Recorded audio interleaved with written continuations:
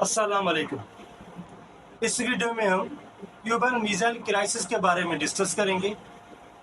Cuban missile crisis cold war के दौर का एक संगीन नौयत का मसला था, एक ऐसा मसला जिसने पूरी दुनिया को परेशान कर दिया और हर किसी को ये लग रहा था कि कहीं थर्ड वर्ल्ड वार, एटमी जंग न लग जाए, क्योंकि ये कोल्ड वार का दौर था। और आप जानते हैं कि कोल्ड वार के दौर में यूएसएसआर एंड यूएसए दोनों के बीच डायरेक्ट इनडायरेक्ट कॉन्फ्लिक्ट जारी था और ये एक आइडियोलॉजीज की जंग थी। एक तरफ यूएसएसआर सोवियत यूनियन और दूसरी तरफ USA United states of America. दोनों कंट्रीज, दोनों पावर्स अपनी अपनी एरिया ऑफ इन्फ्लुएंस को बढ़ाना चाह रहे थे और दोनों कंट्रीज ये चाह रहे थे कि दुनिया की ज्यादा कंट्रीज उनके इन्फ्लुएंस में आ जाए, क्योंकि ये ईस्ट और वेस्ट की वार थी, ये कम्युनिज्म और कैपिटलिज्म की वार थी।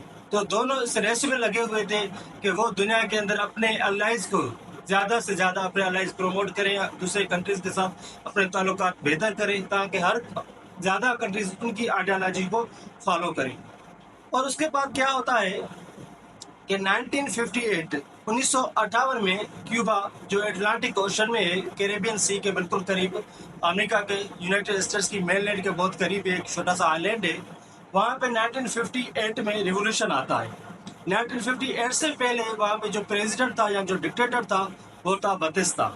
वो एक करप्ट डिक्टेटर था। वहाँ पे जो लोग थे उनके हालात कुछ अच्छे नहीं थे, हद से ज़्यादा पॉवर्टी थी, एक्सट्रीम पॉवर्टी थी, इन्फ्लेशन था, करप्शन ज़्यादा थी, लोगों का जो लाइफ स्टाइल था वो बिल्कुल ख़राब था। तो फिर 1958 में चे गोवेरा और फाइडल कास्त्रो, दो बड़ी फेमस पर्सनैलिटीज हैं, उनके लीडरशिप में वहाँ पे क्या आता है, रिवोल्यूशन आता है। और एक साल के अंदर विद इन 1 ईयर, जनवरी 1959 में वहाँ पे क्या होता है कि जो पूरा क्यूबा का कंट्रोल था वो फिडेल कास्त्रो और चे गुवेरा के हाथ में आ जाता है और बतिस्ता वहाँ से यूनाइटेड स्टेट्स भाग जाता है। उससे पहले की यूनाइटेड स्टेट्स की सपोर्ट थी। और जो फिडेल कास्त्रो था वो दरअसल एक कम्युनिस्ट ख्यालात का बंदा था, वो कम्युनिज्म में ज़्यादा बिलीव करता था और उसके साथ साथ चे गुवेरा भी। तो अब यूनाइटेड स्टेट्स को ये डर था कि कहीं ऐसा ना हो कि क्यूबा के अंदर कम्युनिज्म आ जाए। तो फिर उस दौर में यूनाइटेड स्टेट्स के जो प्रेसिडेंट थे वो थे जॉन एफ कैनेडी। और बतिस्ता ने क्या किया, जॉन एफ कैनेडी से सपोर्ट मांगी कि वो क्यूबा का कंट्रोल रिगेन करना चाहता है और फिर से क्यूबा पे अपना जो उसकी कंट्रोल था वो हासिल करना चाहता है। तो इस हवाले से फिर सीआई की मदद से बे ऑफ पिक्स इन्वेंशन एक बहुत बड़ा मशहूर इवेंट हुआ था ये कोल्ड वार के दौरान ही। तो फिर बतिस्ता और यूनाइटेड स्टेट्स की सपोर्ट के साथ बतिस्ता क्या करता है कि क्यूबा में फिडेल कास्त्रो की फौज के खिलाफ इन्वेशन करता है, वहाँ पे हमला करता है। लेकिन फिडेल कास्त्रो की जो आर्मी थी वो ज़्यादा एक्टिव हो चुकी थी उस दौर तक, और वो बतिस्ता की फौज को, इवन यूएसए की फौज को वहाँ पे शिकस्त देते हैं और उनका ये जो बे ऑफ पिक्स इन्वेंशन का मंसूबा था वो नाकाम हो जाता है। इससे फिर USA and Fidel Castro Cuba का जो रिलेशन थे वो मजीद बिगड़ जाते हैं। और फिर इसी साल 1960s के दौर में फिडेल कास्त्रो और यूएसएसआर सोवियत यूनियन आपस में एक कमर्शियल ट्रीटी साइन करते हैं, कमर्शियल एग्रीमेंट साइन करते हैं।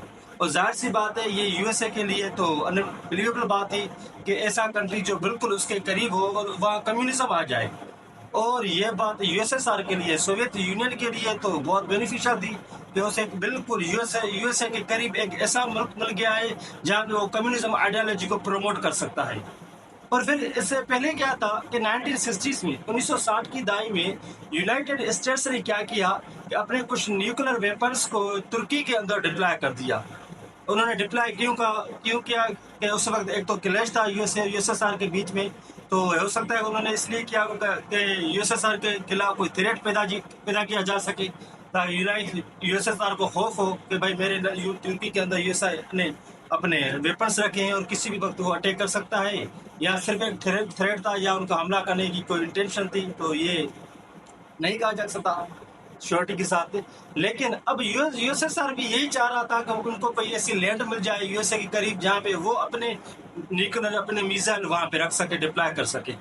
तो फिर क्या होता है कि 1961 में यूएसएसआर का एक डेलीगेशन और क्यूबा के कुछ रिप्रेजेंटेटिव्स हवाना में जो क्यूबा का कैपिटल सिटी है वहाँ पे मिलते हैं और इस मसले को वो डिस्कस करते हैं।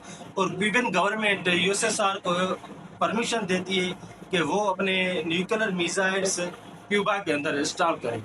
जब इसका पता यूएसए को पता चलता है कि यूएसएसआर क्यूबा के अंदर अपने न्यूक्लियर वेपन्स रख रहे हैं, तो वहाँ पे मसला शुरू हो जाता है कि एक क्यूबा जो बिल्कुल यूनाइटेड स्टेट्स से 200 किलोमीटर से भी कम फासले पे है, वहाँ पे न्यूक्लियर मिसाइल्स अगर फिर यूएसएसआर और यूएसए के बीच जो ऑलरेडी कशमकश का दौर था, दोनों के बीच क्लैश चल रहा था, एक एग्रेशन थी, कहीं ऐसा ना हो कि कहीं थोड़ा सा एरर हो जाए, कोई थोड़ी सी मिस्टेक हो जाए और वहाँ से फिर न्यूक्लियर वेपन्स दोनों कंट्रीज अपने अपने टारगेट को हिट करें, तो फिर ऐसा ना हो कि दुनिया के अंदर थर्ड वर्ल्ड वार या एक एटमी जंग लग जाए।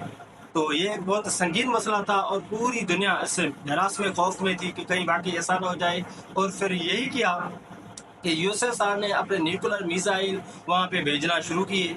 और जब यूएसए को इंटेलिजेंस के थ्रू और स्पाइंग के थ्रू 100% ये श्योरिटी हुई कि यूएसएसआर अपने न्यूक्लियर वेपन्स क्यूबा के अंदर डिप्लॉय कर रहा है, तो फिर अमेरिकन ने नेगोशिएशन शुरू किए दोनों तरफ से। सिर्फ ऐसा नहीं कि अमेरिकन बार यूएसएसआर भी, और दोनों के बीच बहुत सारी बातचीत हुई, बहुत सारे नेगोशिएशन हुए। लास्ट में ये मसला यहाँ ऐसे ख़त्म हुआ कि यूएसएसआर ने अपनी डिमांड्स रखी कि अगर यूनाइटेड स्टेट्स ने जो तुर्की के अंदर अपने न्यूक्लियर वेपन्स रखे हैं, डिप्लॉय किए हैं, अगर यूएसए वहाँ से अपने वो वेपन्स विड्रॉ करता है और उसके अलावा ये श्योरिटी देता है कि अमेरिका यूएसए कभी भी क्यूबा पे अटैक नहीं करेगा और क्यूबा के इंटरनल अफेयर्स में वो कभी भी इंटरव्यू नहीं करेगा, मुदाखलत नहीं करेगा, तो इस मसले को यहाँ पे कुछ ख़त्म किया जा सकता है। और बाद में ये मसला ऐसे सेटल हुआ कि यूएस यूनाइटेड स्टेट्स ने बाद में तुर्की से अपने जो उनके न्यूक्लियर वेपन्स थे वो विड्रॉ किए और ये भी एग्रीमेंट दिया,